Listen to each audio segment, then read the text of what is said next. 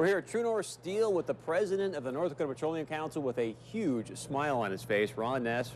Ron, good to have you here. This economic study, I mean, staggering numbers. You've been around this for a while, but still, something had to jump out to you out of the study. What was that thing?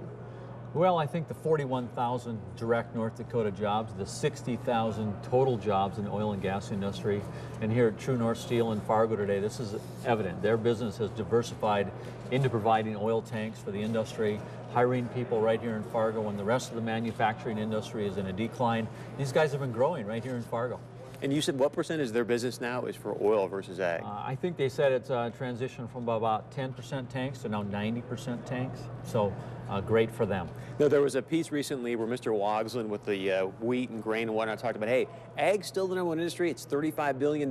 This came out at 30.4 today for oil. When does oil surpass ag as the number one industry in the state? Well, I don't think oil and ag really compete for that, Chris. It's really that oil and ag complement each other. Just look at what's happening here. Look at what, CHS is going to invest $1.2 billion in Jamestown, North Dakota to make anhydrous ammonia for North Dakota's farmers from North Dakota's natural gas.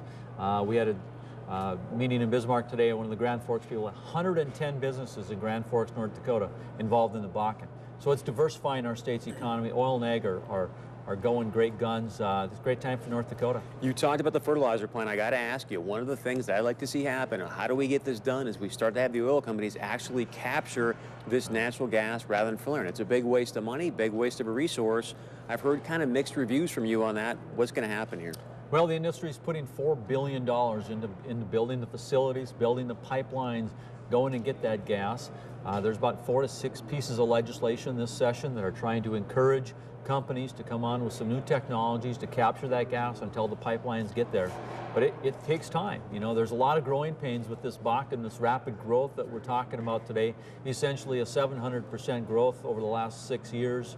So those things take time. But I'm confident that the processes are in place. Nobody wants to get that gas worse than the oil operator or the royalty owner. So then what's preventing from doing it faster? I mean, from what I hear is that the lines are there for many places. They just got to put a little bit of technology in. They can capture it. What's stopping them from doing that? And when do we start to get this done so all of it's captured?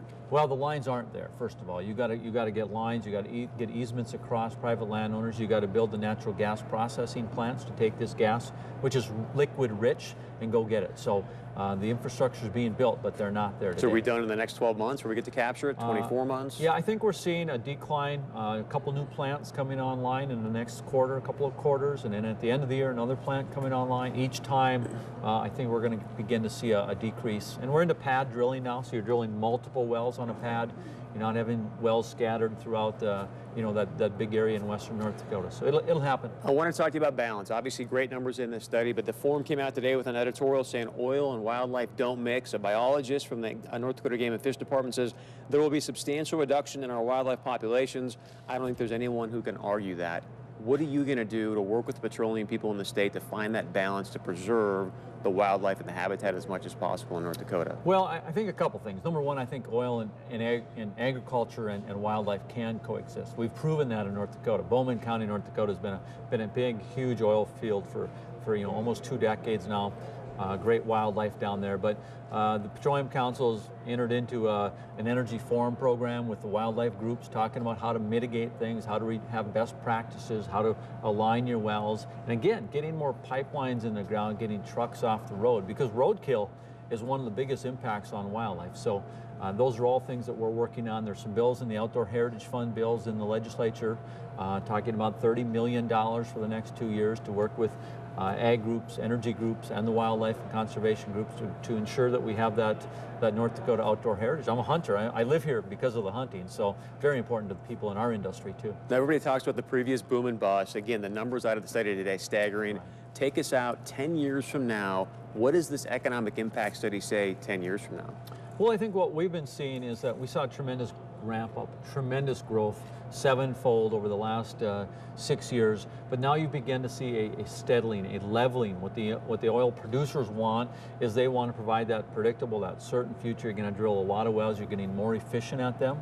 You know, we're 6, 7 years into this oil play. So the boom and bust mentality, I think North Dakotans are realizing that, and the people at True North Steel are realizing that.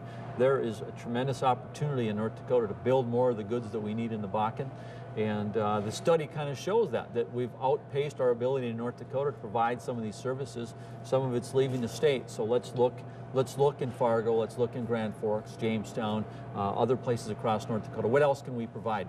Anything else you want to share? You know, I think it's you know, it's really great information for North Dakota when you show the agriculture side, you show the oil side, you know, jobs. 9% of North Dakota's jobs are now oil and gas related jobs, what this study shows. So, but it also shows us that we've got a lot of opportunity for growth here, and it's not going to happen all in those 4 counties. Right here in Fargo, you see it happening every day. Ron, great to have you here. Appreciate it. Obviously, great news for the state of North Dakota. Stay with us. We're going to talk a little bit more about this study. As always, get to your feedback. Go to our website, 630pov.com. We'll be right back.